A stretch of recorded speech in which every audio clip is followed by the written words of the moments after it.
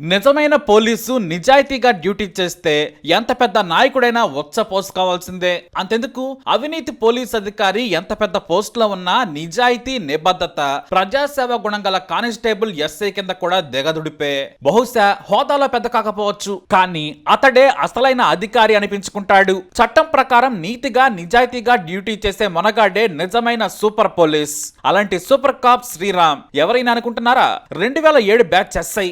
మొదట అనంతపురం జిల్లా ముదిగబ్బ police station లో ట్రైనీ ఎస్ఐగా చేరారు. కానీ ఆయన డ్యూటీ ఎక్కిన నాడే ప్రమాణం చేశారు, నిజాయితీగా ఉంటాను, ఏ లఫంగి నాయకుడికి తల వంచనని, ప్రజలకే సేవ చేసేందుకు ఎన్ని కష్టాలైనా అనుభవిస్తానని ప్రమాణం చేశారు. ఆ మాట మీదే నిలబడ్డారు. తన టోపీ మీద ఉన్న 3 సింహాలను గర్వంగా తలెత్తుకునేలా చేశారు శ్రీరామ్. మొదట కందుకూరు, కళ్యాణదుర్గం, పుట్టపర్తి, కదిరి, రాయదుర్గం, బ్రహ్మసముద్రం, కంబదూరు, బెళగప్ప, ధర్మవరం, పెదవడగూరు పోలీస్ స్టేషన్లలో ఎస్ఐ పనిచేశారు. కానీ ఈ వ్యవస్థ ఆయన పనితీరును ఎక్కడా కూడా 6 నెలలు కూడా ఆయన పని చేయనివ్వలేదు. ఎవడో నాయకుడు వస్తాడు, తన తప్పుడు పని చేయమంటాడు, ఈయనేమో కుదరదంటాడు, అంతే బదిలీ చేసేస్తారు. మరో ఉన్నతాధికారి తాను చేసే తప్పుడు పనులు చేసి పెట్టాలంటాడు, తన వల్ల కాదని సెలవు పెట్టేస్తాడు, అంతే మళ్ళీ బదిలీ. ఎవడో రౌడీది తొక్క తెస్తాడు, ఆ రౌడీ వెనక ఏ పనికి మాలిన నాయకుడు ఉంటాడు, అంతే మళ్ళీ బదిలీ. ఇలా ఎవడికి అధికారం శక్తి ఉంటే వాడు బదిలీ చేసేస్తూ ఉంటాడు. కానీ ఎక్కడా కూడా శ్రీరామ్ తలగ్గలేదు.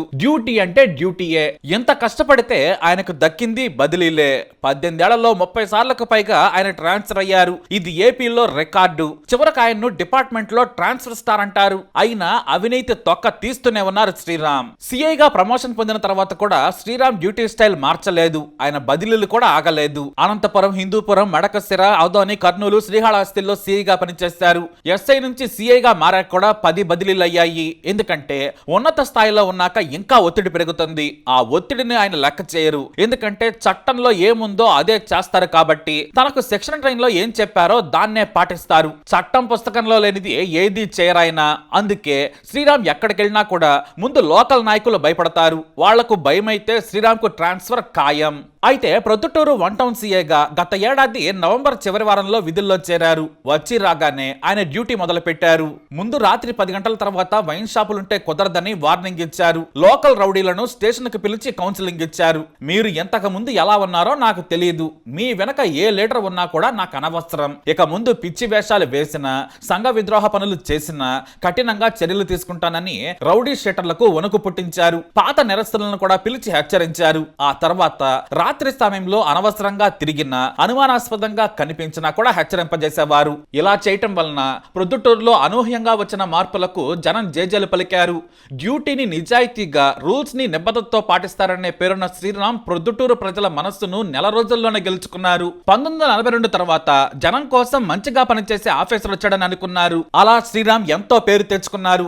ఒక చిన్న అధికారి ఇలా పనిచేస్తేనే జనం మెచ్చుకున్నారు. ప్రతి ఒక్కరూ శ్రీరామ్ మాదిరిగా పనిచేస్తే మన వ్యవస్థ ఎంతలా ఎందుకు కుళ్ళిపోతుంది? టౌన్ లోనే కాదు, చుట్టుపక్కల రోడ్ల మీద తాగుబోతులు లేరు, ఆకతాయిల అరాచకాలు లేవు, ఆటో వాళ్ళ బెదిరింపులు లేవు, రౌడీల దబాయింపు అంతకంటే లేదు. తలుపులు తెరిచి పడుకున్నా కూడా ప్రశాంతంగా నిద్రపోవచ్చనే పరిస్థితి తీసుకొచ్చారు. దీంతో ఇతర డిపార్ట్మెంట్ల ఉన్నతాధికారులు, నాయకులు కూడా శ్రీరామ్ పనితీరును ప్రశంసించారు. స్టేషన్ లో కూడా సామాన్యులకు గౌరవం పెరిగింది. బాధ్యతగా ఫిర్యాదులు తీసుకుని పరిష్కారాలు చేస్తున్నారు.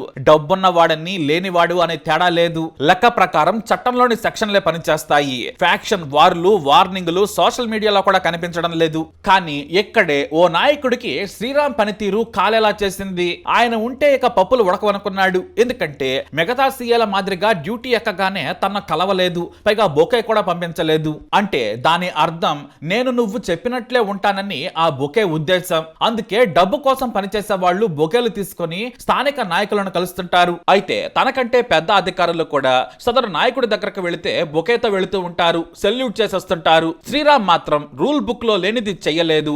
నమస్కారం కాదు కదా, అటువైపు కూడా వెళ్ళలేదు. పైగా సదరు నాయకుడి కింద పనిచేసే పాత నేరస్తులు, రౌడీ షెటర్లను స్టేషన్ కు పిలిపించారు. టీడీపీ, వైసీపీ అనే తేడా లేకుండా వరుసగా నిలబెట్టి వార్నింగ్ ఇచ్చారు. తేడా చేస్తే తొక్క తీస్తానని కూడా చెప్పారు. అంటే నా దగ్గర పనిచేసే రౌడీలకు కౌన్సిలింగ్ ఇస్తావా, నన్ను వచ్చి కూడా కలవవా అంటూ తన పెతాపం చూపించాడో నాయకుడు. అంతే, ఆయన ప్రొద్దుటూరులో సామాన్లు సరిగా సర్దుకోక ముందే ట్రాన్స్ఫర్ ఆర్డర్ వచ్చేసింది. అయినా ఆయన ఆయన షాక్ ఏం కాలేదు. ఎందుకంటే ఇలాంటివి ఎన్నో చూశారు ఆయన.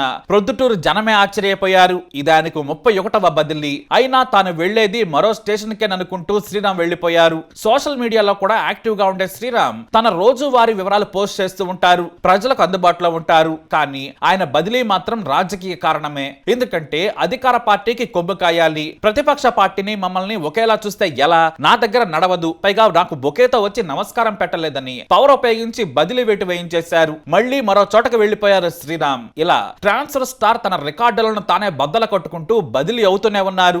ఏదేమైనా హ్యాట్స్ ఆఫ్ చెబుదాం. ఒక చిన్న నిజాయితీ అధికారికే పోలీస్ వ్యవస్థ వణుకుతోంది. నాయకులు భయపడుతున్నారు, రౌడీలు పోసుకుంటున్నారు. ఏదేమైనా శ్రీరామ్ కు హ్యాట్స్ ఆఫ్ చెప్పాల్సిందే. ఇక మనం సినిమాలో చెప్పుకున్నట్టు పోలీసు ట్రాన్స్ఫర్ అయితే పోలీస్ స్టేషన్ కే పోతాడు.